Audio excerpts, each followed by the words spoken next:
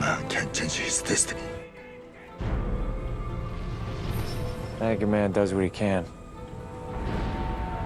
until his destiny is revealed. We've heard this story before.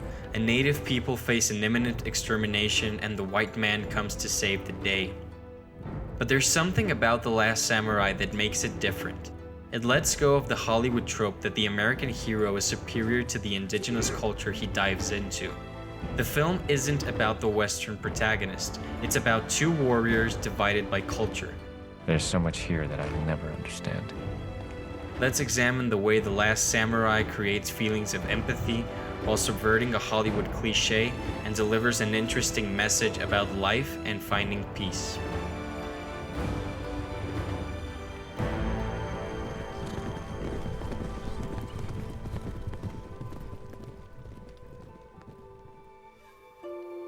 Nathan Algren is an alcoholic war veteran with PTSD and no purpose in life. God bless you all.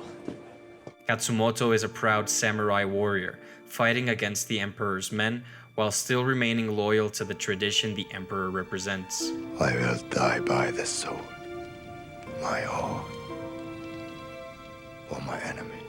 On the surface, these two characters couldn't be more different, which is the main reason why the dialogue between them is so compelling. I will miss our conversations. This is the core of the film. Two cultures at war with one another learn to respect each other and eventually become good friends. However, even from the first act of the movie, we understand there are also similarities between them. This becomes evident for the first time with the flashbacks they both experience. The film makes proper use of them, as these aren't just flashbacks for the sake of flashbacks. They reveal essential information for the characterization of these two men. During the fog battle, when Katsumoto decides to spare Algren's life, we realize the importance of the visions with the tiger. It's at this moment where he perceives that it may not be mere coincidence that these two warriors crossed paths. They may have more in common than we realize. The tiger's eyes are like my own, but he comes from across a deep and troubled sea. So Algren is hired to train an army for the Emperor, to fight Katsumoto's samurai rebellion. He's eventually captured and must spend time with a native culture very different from his own, which he ends up fighting for.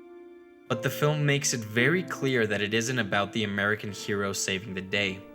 Algren is simply a witness in this moment in history. He's on no one's side. He just wants to get paid to drink himself to death. He's already been a part of the genocide of the Native Americans, which makes him understand the uselessness of facing a modern army. But among these new people, he gradually begins to understand their way of life, finding something in them that he thought didn't exist anymore. So he decides to fight alongside them for a noble cause, unlike this guy.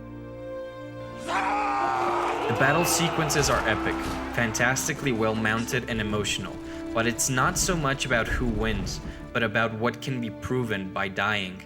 And the movie isn't about the battles, it's about the relationship between these two warriors, about a broken man finding peace, and to witness the samurai culture in its final days. Algren's perspective allows us to discover the simple ways of the samurai through his eyes, and the painful transition from a country that valued sincerity and honor until death to a cold, technologically driven Japan. The final moments of the last battle encapsulate this perfectly, the end of the samurai and the beginning of an industrial Japan. The mastery of the sword and bow left behind for the efficiency of mass-produced firearms.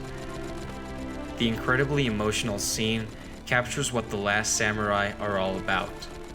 To die an honorable death, rather than live a life without purpose. July 12th, 1876. I have been hired to help suppress the rebellion of yet another tribal leader. Rifles at the ready! Apparently, this is the only job for which I am suited. In spring, the snows will melt and the pastures will open. Until that time, you are here. What do you want from me? What do you want for yourself? Winter, 1877. Every soldier has nightmares. Only one who is ashamed of what he has done. When I took this, you were my enemy. Spring, 1877. What does it say? I belong to the warrior in whom the old ways have joined the new. You have your honor again. Let me die with mine. Tell me how he died. I'll tell you how he lived.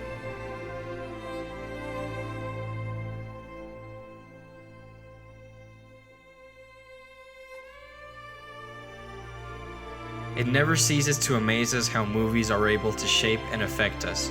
It's films like these that deserve all the credit in the world. The type of movie that is able to make you question your very own beliefs and your way of life. Not enough people talk about this, so we thought we would. Anyway, we hope you enjoyed this video. If you did, give it a thumbs up and subscribe if you haven't already. We upload videos every Friday. We love you guys for your amazing support. We'll see you next time.